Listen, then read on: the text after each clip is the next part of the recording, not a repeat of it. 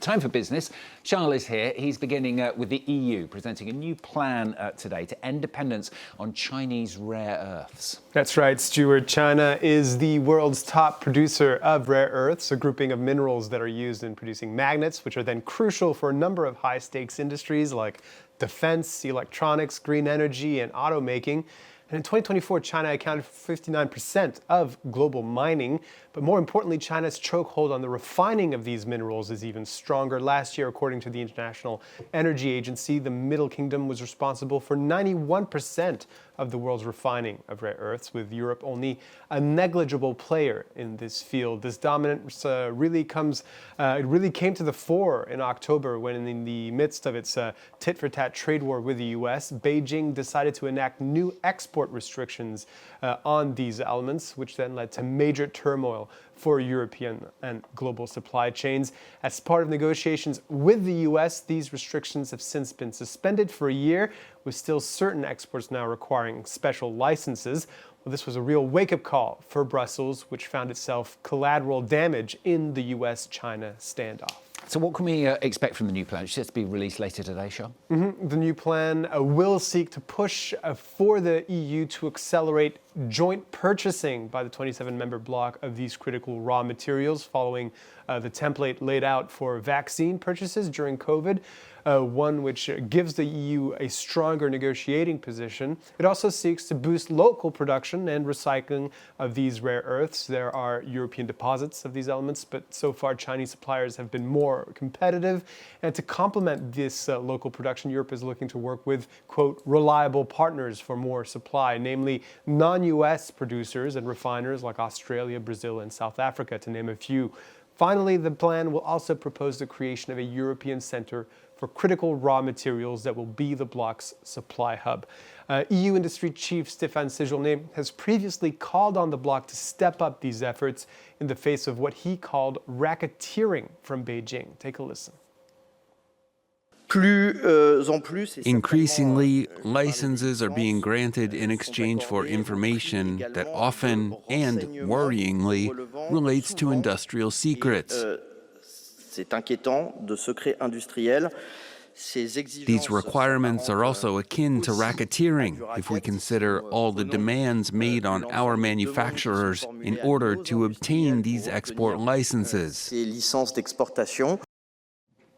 Let's move to something different now. This is Airbus cutting its delivery target for this year. The European aircraft manufacturer said this Wednesday it was lowering its commercial plane delivery target to around 790 from around 820 for this year. This is due to a supplier quality issue on fuselage panels impacting its A320 line.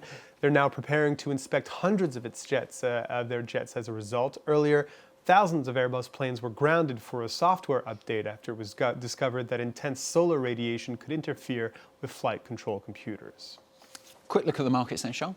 Major European bourses opening the session with muted trading. This after Wall Street recovered losses in Tuesday's trading session.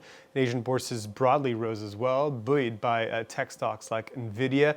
Bitcoin also recovering this Wednesday after suffering its worst day of trading since March, now hovering over the $90,000 Bitcoin mark once again.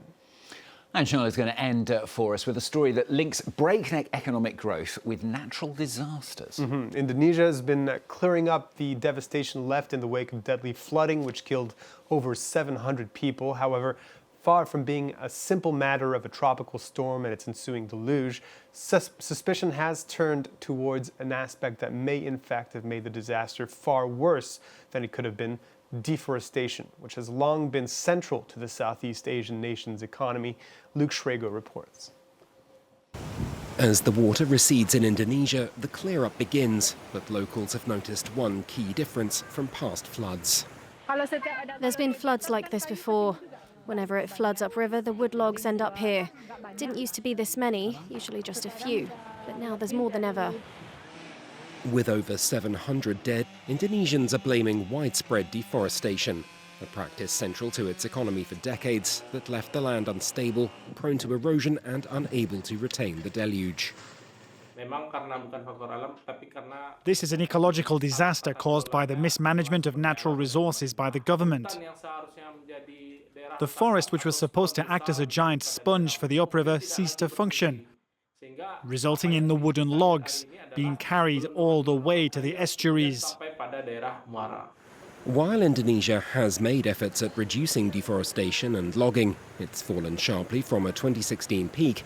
The land left behind has been left to intensive farming for cash crops like palm oil, one of the country's main exports, itself counting for 45 million tonnes of production a year and a third of forest loss. Sumatra has lost 4.4 million hectares of forest in the last 24 years, from 2001 to the end of 2024. Once all the good valuable timber was exploited, was extracted, then the forest didn't really have economic value anymore to people's eyes, so it got converted to oil palm primarily.